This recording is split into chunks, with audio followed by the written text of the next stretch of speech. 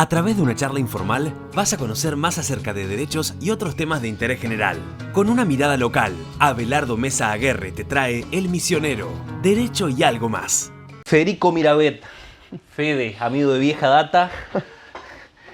Estuvimos juntos en la radio en su momento. Sí. Y bueno, y ahora estamos acá, Bocha recibido. En esa época ni recibido estabas. En esa época no estaba recibido de abogado. Y ahora, No cambió mucho igual. nah, ¿qué no vas a cambiar? Te sigue pareciendo raro que te digan doctor, ¿no? Sí, re. Todavía me genera como no litigo, si bien creo que aplico ciertos conocimientos de la carrera en lo que hago, como no litigo todavía me genera como distancia. Bueno, yo hace 14 años me recibí y me sigue pareciendo incómodo. Más que nada porque no lo soy. Si lo fuera, con gusto Claro, tiraría la sobre chapa todo sobre la mesa. esa cuestión del Un detalle doctorado. menor. Sos abogado especialista en comunicación política Sí. en la Universidad Católica Argentina y también especialista en liderazgo, política y gobierno. Sí. Muy bien orientado está lo tuyo. Nada de casualidad. Sí, no sé cómo encontré de última esa orientación. Pero sí, quizás todo lo que hago, dentro de muchas cosas, tenga un punto en común y ese punto en común tenga que ver con la política. Claramente. Sí. Claramente. Hablábamos algo fuera de aire, digamos. Sí. Qué peligro. Qué peligro, ¿no? Lo que se puede. Tu viejo es un reconocido periodista de la provincia de Misiones. Seguramente mucho habrás mamado de ahí también, ¿no es cierto? Sí. Tengo los recuerdos de chico de estudio televisivo. Sin que nadie me explique de grande, aprendí todas las reglas del estudio televisivo. Desde el cuidado con las cámaras, hasta el silencio, hasta los cables, hasta lo que pasa en los cortes. Todo eso en algún lugar quedó incorporado. Paradójicamente, cuando yo termino la secundaria, yo creo que al día de hoy todavía no estamos preparados a los 17 años para saber a qué enfrentarnos o cómo enfrentarnos al mundo profesional que se nos viene. Mi caso no fue la excepción. Sin saber muy bien qué estudiar, yo el único deseo que tenía era irme a vivir a Buenos Aires. Cuando yo planteo esto en mi casa, mi viejo, por más reconocido que sea y demás, no dejaba de ser una familia laburante. Y mis viejos me dicen el esfuerzo que haríamos por estas situaciones si te irías a estudiar algo relacionado a medios, que allá están los medios más importantes. Yo me ubico, al año 2010 estoy hablando. Y yo no quería saber nada con el periodismo. Mira vos. Mi deseo era muy grande irme a Buenos Aires, pero no me iba a ir a estudiar periodismo. Entonces, cuando yo eso no pude cumplir, se me vencían las inscripciones de las universidades. Estábamos entrando en enero de 2010 acá en Argentina. Y me anoté en abogacía porque con esa edad, el análisis que hice, yo nunca hice un test de orientación vocacional. Con esa edad, el análisis que hice fue bagaje cultural, salida laboral, política, que era un poco lo que tenía más claro. Yo no quería saber nada con periodismo, pero a fin de primer año de abogacía estaba escribiendo en el diario digital de mi viejo y en segundo año de abogacía estaba haciendo programa de radio. Claro. Tanto te escapaste que terminaste de Que lleno. terminé metido igual. Fede, cuando hablamos de comunicación es un mundo amplísimo. Sí. Vos te especializaste en comunicación política. Sí. ¿Cuáles son las particularidades que tiene la comunicación política? Depende, para mí es muy subjetivo. O sea, para hablar en términos objetivos, te puedo decir que fue el boom hace unos años, que en Argentina ocupó titulares, prime time, aparecieron profesionales de la comunicación política, cosa que no se había visto nunca, en lo que fue la transición 2013 a 2017. Elecciones presidenciales en el medio, la de 2015. Rol sumamente importante de Durán Barba. consultores, Durán Barba, sobre todo. Y se empezó a prestar muchísima atención al esquema de comunicación. Para mí, Cambiemos rompe todos los esquemas, para bien. Plantean un proyecto que es muy positivo en términos comunicacionales. Y además, metiéndose ya en términos netamente políticos, aciertan en la manera y en el contenido para hablar a la sociedad. Son los primeros que vienen a segmentar, son los primeros que se ocupan de los jóvenes en términos comunicacionales. Yo creo que la política joven se despierta antes en Argentina. Con Néstor me parece que... Yo creo que Néstor, una vez que vuelve la democracia, sí, es Néstor, sin lugar a dudas. Es el año 2003, después de la explosión de 2001. Digamos, era Néstor, pero con metodologías antiguas. Era Néstor con metodologías antiguas, quizá de la época el acto también. popular, digamos, una cosa Claro. más clásica. Claro, hoy antiguas. Y hasta incluso por ahí alguna que otra todavía vigente, pero para la época, incluso 2003, no sé si tan antiguas. La plaza de 2011 de 2010 del Bicentenario debe ser el acto más importante de las últimas 2 décadas. Y lo que tiene en común Cambiemos y lo que era el Frente para la Victoria o el peronismo de esa época, son partidos ambos hijos de la crisis de 2001. Ya. Y la crisis de 2001 despertó o tuvo hijos de todo tipo. Desde un partido vecinal nacido en Recoleta que representaba lo nuevo, lo fresco, hasta incluso lo de clase alta, frente a un partido extremadamente popular como era el Frente para la Victoria, la expresión del peronismo más importante en ese entonces, que como uno ve son 2 cosas muy distintas, pero que bueno, fueron hijos del mismo estallido, de lo que fue 2001.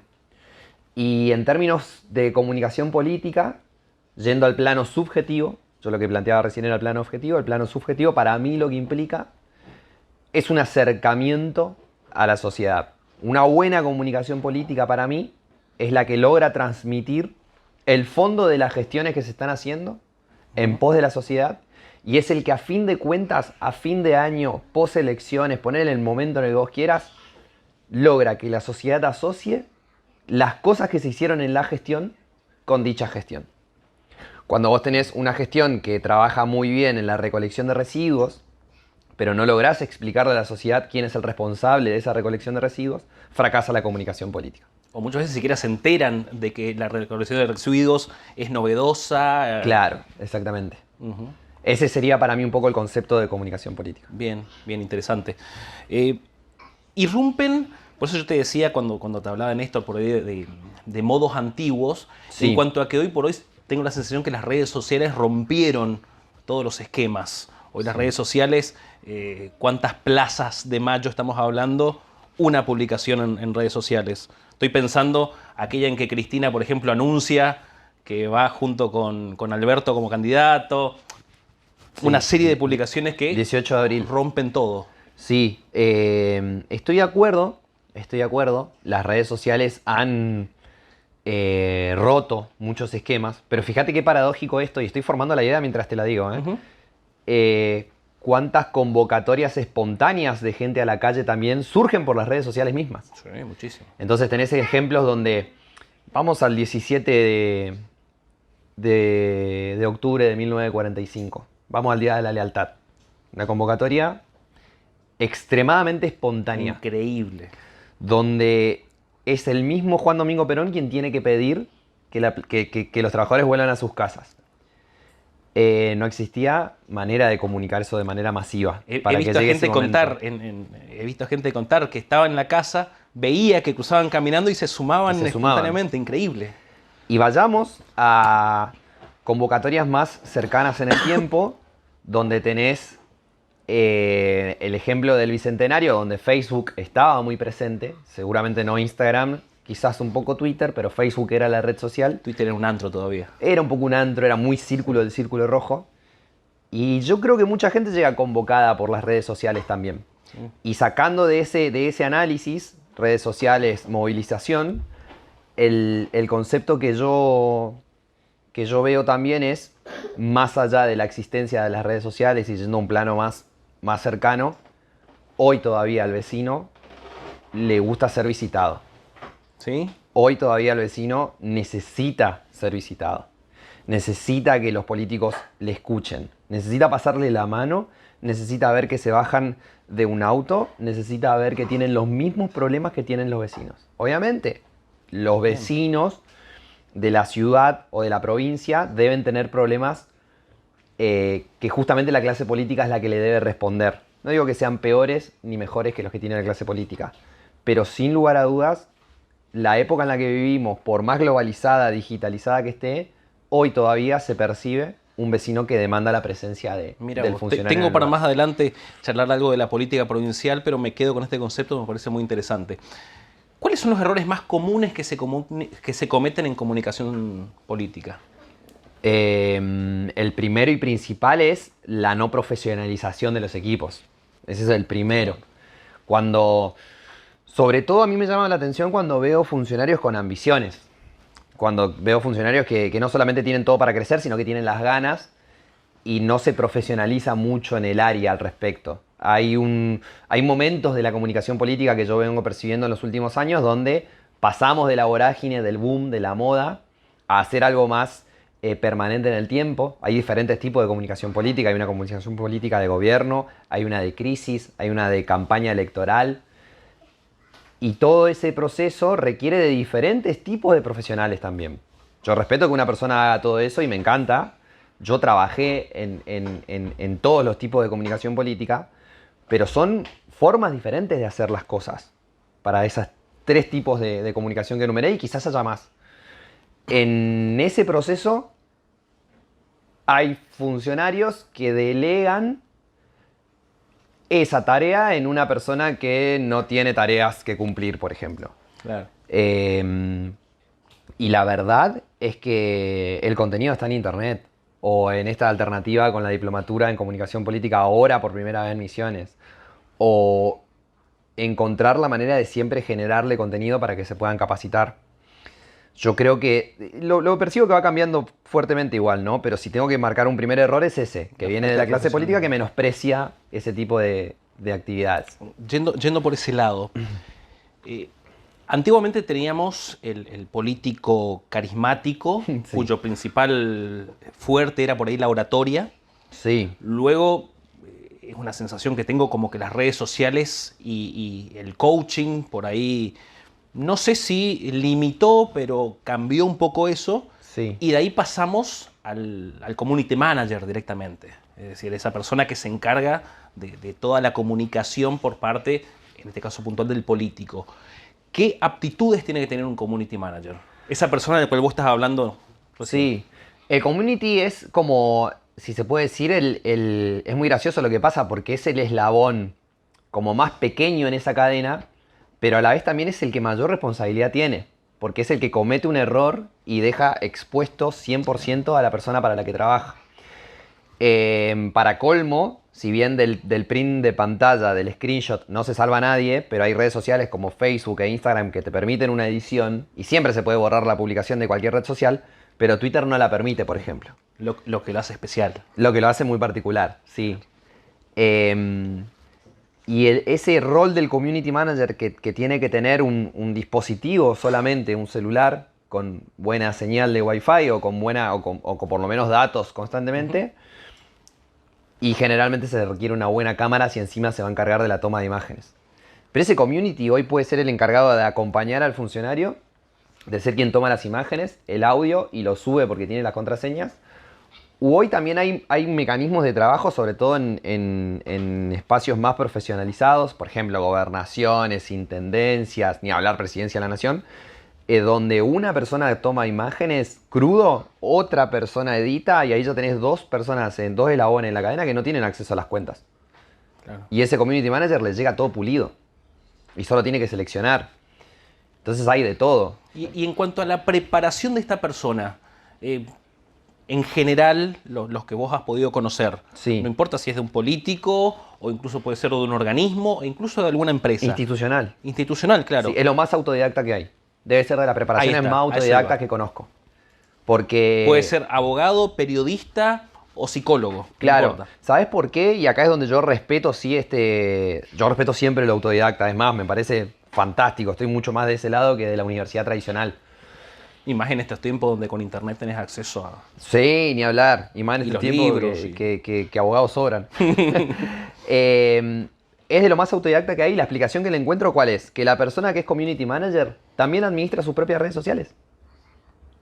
Claro. Y al administrar tus propias redes sociales, vos también tenés cuidados, vos también querés mostrar lo que es este famoso concepto, esta famosa idea. Nadie muestra sus miserias en las redes sociales. Totalmente. Todos mostramos momentos de algarabía.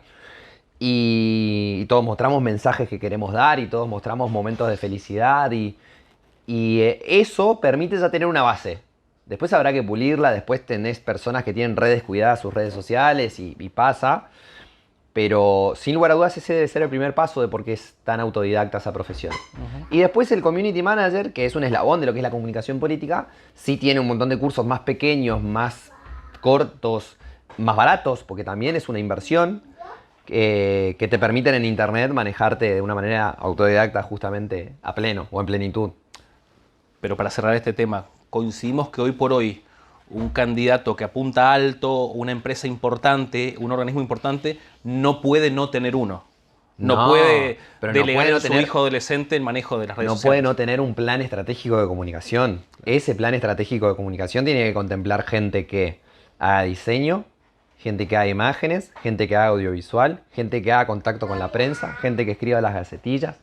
Es un trabajo de muchas personas. Cuando vos ves los recursos que priorizás o no tenés los recursos suficientes, posiblemente varias de esas tareas recaigan en una persona. No hay problema. Claro, Pero sin lugar a dudas, requerís un plan estratégico de comunicación. Y Totalmente. eso implica una serie de medidas a tomar bastante grande. Si querés claro. Si competir. querés progresar, Claro. competir. Te saco de la comunicación y te llevo al liderazgo. Sí. ¿Qué características tiene un líder positivo? ¿Qué características tiene un líder negativo? Porque se aplica, imagino que tanto a la política como a una empresa, como a una fuerza de seguridad, se aplica en cualquier ámbito. Sí, ni hablar. Y es muy impresionante los rasgos, cómo aparecen muy homogéneos en cada una de las actividades. Mencionaste 3, pero me imagino que deben Sí, haber sí. más. Yo creo que la horizontalidad es un buen parámetro para encontrarse con líderes positivos, con tipos y mujeres que abren la jugada. Un líder positivo no tiene miedo. Un líder positivo no te tapa, y menos con el miedo detrás. Un líder positivo somete ideas a discusión en esa horizontalidad, y no le tiene miedo a que en ese brainstorming surjan incluso mejores iniciativas. Y no quiero hacer la contradicción de que el líder negativo es todo eso, pero el líder negativo seguramente es el que más parecido se comporta a un jefe, a un hombre o una mujer que simplemente baja órdenes y se deben Aplica la cumplir. verticalidad. Claro. Y hay cosas que a mí... estas son dicotomías que tengo. Yo no sé si adjudicarlos a un líder positivo o a uno negativo. Seguramente uno negativo no es, pero no sé hasta dónde aplica para un líder positivo. Entender los egos. Entender los humores. Entender los días que atraviesan cada una de las personas que componen un equipo también es importante. Y también tiene que ver en torno a los liderazgos, a los estilos de trabajo y a los objetivos que se plantean hoy, año 2022. Yo creo que el mundo está discutiendo jornadas laborales más chicas. Nosotros quizás estemos discutiendo, el mundo ya lo está aplicando. Jornadas laborales de 4 días, semanas laborales de 4 días, jornadas laborales de 6 horas. Escuchaba los otros días a Fontevecchia, hablaba de el sábado chico. El sábado chico. Viernes por la tarde, Sí. está tendiendo a desaparecer. Sí, absolutamente.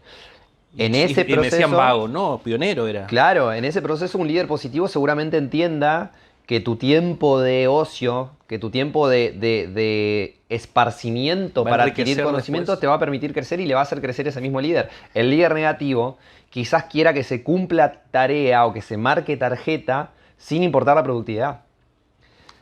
Y el rasgo más importante entre el líder positivo y el líder negativo, que es lo que el líder negativo no ve, es que le termina afectando a él, para bien y para mal. El líder positivo otorgará ciertas libertades, donde de cada 10, uno se excederá.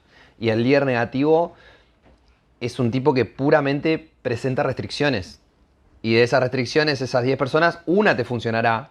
Y son 9 que es desperdicio de potencial. El grave pecado del líder negativo es el desperdicio de potencial. Yo me canso de ver gente en posadas y en misiones que está en lugares de trabajo donde se desperdicia potencial. Donde la gente que está encima, por no cambiar, porque es un miedo al cambio, no aprovecha los potenciales con los que se encuentra y con los que tiene a disposición. Eso es terrible. Terrible tener una persona a disposición Y no saber utilizarlo. y no explotarlo en el buen Sí, sentido. totalmente, totalmente. Sí. Eso es terrible. Preocuparse porque marque la entrada a las 7, pero no dejarlo ser creativo y poder explotarlo. Totalmente, entiendo. Vamos a la política provincial, Dale. que es muy interesante. Hablamos de liderazgos y nosotros tenemos en la provincia de Misiones, me parece que es un referente histórico a esta altura del partido, como es Carlos Rovira. Sí. ¿Qué análisis haces de ese liderazgo tan marcado con una personalidad más bien introvertida, porque no es una persona que esté activamente en eventos, en redes sociales. Sin embargo, su liderazgo es indiscutido en Misiones. Sí, es un liderazgo sin lugar a dudas muy particular. Sin lugar a dudas muy particular. Yo creo... Cuesta encontrar parangones, ¿no? Cuesta encontrar No, un es líder... muy difícil encontrar comparaciones. Iba a ir a esa idea. Yo creo que Misiones es muy pequeña en términos geográficos y en términos de habitantes en América Latina, pero si fuera un poco más grande y si llamara un poco más la atención, sería un sujeto de estudio muy importante. Porque me parece que su liderazgo se vuelve indiscutido con los debates y las discusiones que plantea. Yo no estoy tan de acuerdo con que no se exprese mucho. Yo creo que habla. A través Yo de, creo- de canales institucionales por ahí. A través de canales institucionales o a través de eventos institucionales. Siempre en el marco... Siempre en ese marco, Eso. estamos de acuerdo. Pero yo creo que en muy poco tiempo dice muchísimas cosas. Muchísimas y cosas. muy profundas. Muy profundas. Marca un rumbo concreto, pero a la vez filosófico. Es muy difícil eso, porque es muy difícil no contradecirse ahí. Totalmente. Porque el marco filosófico es extremadamente amplio. Y el concreto es un mensaje directamente al partido. Es un mensaje directamente al partido, a quienes integran ese partido político para que interactúen con la sociedad que gobiernan. Porque al fin y al cabo, estamos hablando de un liderazgo, pero hay un gobernador, hay diputados, hay diputadas, hay intendentes e intendentas, hay concejales y concejalas. Y hay gabinetes en todas las intendencias y en el Poder Ejecutivo Provincial también. Y es una persona que marca la línea en ese sentido. ¿Y por qué yo digo que su liderazgo se vuelve indiscutido en las discusiones y debates que plantea? Porque está extremadamente adelantado. Está extremadamente adelantado en el tiempo. Yo entiendo cuando hay discusiones que todavía hay que dar en Misiones, donde todavía seguramente hay muchísimas falencias, sin lugar a dudas. Ahora, no me parece excluyente. No me parece que porque sin lugar a dudas todavía tenemos que hacernos autocríticas en muchos sentidos en la provincia, no se pueda hablar de futuro. Porque gran parte de ese avance que se vio en los últimos 20 años va a ser el año que viene. Sí. Tiene que ver con que en su momento se dieron discusiones de esta época. Tiene que ver porque hace 20 años se daban discusiones de 2020. Y hay una muestra detrás de todo eso. Hay una verdadera demostración de todo eso. Y también hay resultados, porque si uno ve Claro, eso la me provincia refería. de hace 20 años atrás y la provincia de hoy, que comparto con vos, muchísimo queda por andar, Sí. pero uno ve todo lo que, Sí. lo que hicimos. Sí. Y- Quiero dejar en claro eso. Yo soy el primero que quiere remarcar que hay cosas todavía por hacer. Yo veo todavía injusticias sociales que son muy fuertes. Totalmente. Soy el primero. Pero hay dos comparaciones. Vos hacías una recién, que tienen que hacerse desde la provincia. La primera es la temporal. Cuando vos observás a Posadas, cuando no le daba la No cara miraba al hacia el río. río. Y la otra es la comparación territorial actual. Cuando vos atravesás el arco y cuando la provincia, Corrientes es la única provincia limítrofe que tenemos Argentina. Bueno, pero si seguís por Chaco, Tucumán, Formosa y Resistencia. Corrientes, Formosa, sí. Formosa y Resistencia están atrasadísimos en comparación a Posadas. Posadas es la ciudad más importante del NEA, va a seguir creciendo un montón y en unos años va a terminar convirtiéndose en una de las ciudades más importantes del país. Hay que tomar noción de eso. Y eso, si bien yo creo que el aporte de la sociedad y de los vecinos es fundamental, no se da sin una decisión política. No puede suceder sin una decisión política. Y la provincia de Misiones, con los avances, sobre todo en el marco tecnológico, esa lectura STEAM que se hizo de la sociedad en su momento, también le permitió separarse. Y nos permitió separarse de las provincias del NEA, ¿no? Y nos permitió corregir una cuestión que es una injusticia geográfica enorme. Nosotros estamos muy lejos del puerto de Buenos Aires. Estamos muy lejos y frente a eso no podemos hacer nada.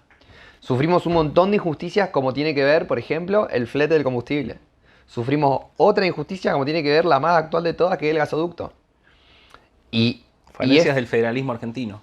Claro, y es constantemente estar con creatividad viendo de dónde sacar recursos para que Misiones, con todas esas falencias, sea la octava economía del país. Claro. Por ejemplo, los recursos de la biomasa. Con una coparticipación que es irrisoria en comparación con Claro, otras. esta semana salieron unos números de parte de lo que Misiones da y se ubica en 23 y 24 en cuanto a los fondos que recibe de Nación. O sea, última y anteúltima. Hoy lo puse en Twitter hablando de redes sociales, comunicación y demás. A nosotros nos vetan, el argumento del veto es de la zona aduanera que 20 provincias limitan con otros países. Entonces también querrían la zona aduanera. Bueno, vetado. Ahora el gasoducto somos la única que estamos afuera. Esa injusticia es. Total. Y bueno, eso es un poco lo que veo de ese liderazgo. Fede, estamos a un año de unas elecciones muy importantes. Sí. Yo creo, a simple vista, no sé qué visión tenés vos, es lo que te voy a preguntar. Prometen ser elecciones muy distintas a las últimas que veníamos teniendo, a las de Poder Ejecutivo, muy distintas. Tengo la sensación de que van a ser más luchadas que otras elecciones. ¿Cómo estás viendo el armado a un año de las elecciones? Qué difícil, che. Muy difícil la pregunta.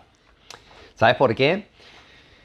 Porque los candidatos se definieron abril a diciembre, tenemos casi 8 meses. Se definieron 7 meses antes del recambio, ni siquiera de las elecciones. 7 meses antes del recambio. Estamos hablando de que 4 meses antes de las elecciones primarias. 3 meses antes de las primarias. Se definieron los candidatos. Se sabía que Macri iba a competir. Y Cristina sorprende con un tuit anunciándolo a Alberto. Y Macri responde. Eso fue un sábado a la mañana. Macri responde el sábado diciendo que iba a ser Pichetto. También un golpe importante. También una movida interesante. Milei era hace 2 meses presidenciable.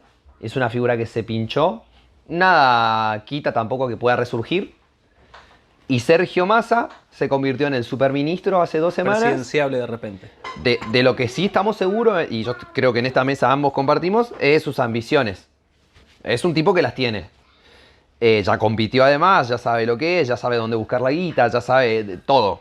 Ya estuvo en el Ejecutivo. Ya estuvo en el Ejecutivo, ya fue oposición, oficialismo, todo. Ahora, no puedo hoy atreverme a decir este tipo es presidente. ¿Y a nivel provincial? Y a nivel provincial está un poco más clara, me parece, la cosa. A nivel provincial, creo que la ventaja que tiene la gestión en Misiones es que permite tener más claridad en cuanto a los resultados. Pero todo lo que tiene que ver con nombres, por ejemplo, a mí no me consta ninguna información. Ninguna, no, cero. Escuché de mucha gente y no hay ningún sustento, ninguna fuente, ninguna base. No sabría. Bueno, dejémoslo acá y un tiempito antes de las próximas elecciones nos volvemos a encontrar. Dale, para las de acá falta menos igual. Falta menos, pero previo a esa No sabemos ni la fecha. vamos a charlar puntualmente de las elecciones, ¿te parece? Me encanta. Bueno, Fede, dejamos esto por acá y seguimos más adelante cuando falte poquito para las Un elecciones. placer. No me vas a encontrar jamás vestido de deporte como estaba Mariano en la entrevista, como estaba el amigo Mariano Antón. Qué grande, Mariano. Y nada, muy bueno también el contenido de las que metiste con el compañero Marinoni y con Martín, Bien, con el bien. doctor Martín López. Con el Martincito. Tuvimos asistencia. Delphi. ¿Todo bien? Ahí, terrible asistencia de Y me encanta el nombre Fuimos, del segundo heredero que se viene. Federico, para variar. Felicitaciones. Gracias, querido.